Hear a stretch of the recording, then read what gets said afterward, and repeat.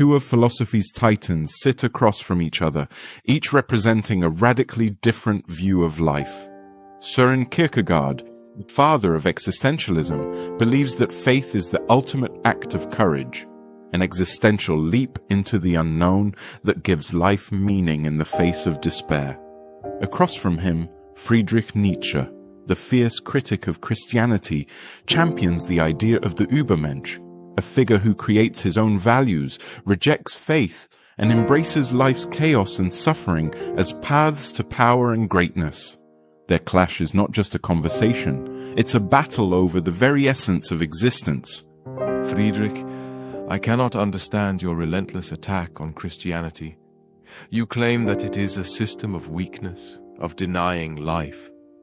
But you see, faith is not about life denial or submission, but about a personal, existential leap into the unknown. It is the recognition that there is an infinite beyond our finite existence. Faith allows us to confront the absurdity of life, not by avoiding it, but by embracing it through a passionate relationship with God. Ah, Søren, you're clinging to an illusion. This leap of faith you speak of, do you not see? It is self-deception, a denial of the reality of life as it is. Your God, this God of Christianity, demands that humans turn away from their instinct, from their power and vitality, and instead suffer. Christianity glorifies weakness, humility, and submission. It is the morality of slaves, those who are too afraid to live boldly and embrace the will to power. Power, you say? To will power without limit. But what is that power for, Nietzsche? In seeking strength, you would have people reject their finite nature and place themselves as gods. My leap of faith is not about denying life, it is about accepting its paradoxes. Life as it is offers no certainty. You speak of paradox, but all I see is a refusal to face the truth. There is no infinite, no divine realm waiting for us beyond the horizon. There is only this life, this world, and it is full of struggle, conflict, and suffering. The truly great human being, the Übermensch, does not look for meaning in the heavens. He creates his own values here on earth. Christianity teaches people to deny their own strength, to embrace suffering as some kind of virtue. But I tell you, suffering is not a virtue. It is an obstacle to be overcome. Power, strength, and vitality, these are the true sources of greatness. And yet, in your world of power and strength, where does the individual find rest? Where does one confront their own despair? You speak of overcoming suffering, but how does one overcome the suffering inherent in existence? The despair that comes from recognizing the absurdity of life. My faith is not a way to avoid suffering, but a way to endure it.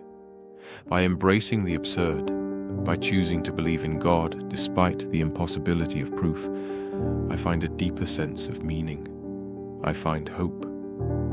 Hope? Hope is the worst of evils, Søren, for it prolongs human suffering. You speak of despair, but despair is the result of clinging to false promises. Your God, your heaven, your leap of faith, they are chains, shackling the human spirit to weakness. The Übermensch embraces the chaos of life, affirms the eternal recurrence, and lives fully in the moment without waiting for some eternal reward that will never come. The truly strong do not need faith in God to give their lives meaning. They create meaning themselves. Create meaning, you say? But can a man truly create meaning alone? Without faith, without a relationship with the divine, where does this meaning come from? You speak of the Übermensch, but in the end, he is still human, subject to death, loss, and despair. The very world you want to affirm is fragile, Friedrich, and the human soul cries out for something eternal. My leap of faith may seem absurd to you, but it is the only way to bridge the gap between finite existence and the infinite. You misunderstand, Søren. The Übermensch does not need eternity. He does not long for what lies beyond life. He affirms life as it is in all its suffering and joy, its chaos and beauty. He does not seek salvation from some god. He creates his own salvation through his strength, his creativity, his will. Faith, in your sense, is a crutch, a lie told to the weak so they may feel comfort in their misery. But the strong need no such comfort. They embrace their fate and live boldly in the face of the absurd, not seeking to escape it through a leap into the unknown. Perhaps you are right, Nietzsche, that faith is not for the strong in the way you define strength, but I believe that true strength lies in the humility to acknowledge one's limitations, to face the uncertainty of existence, and still find the courage to believe.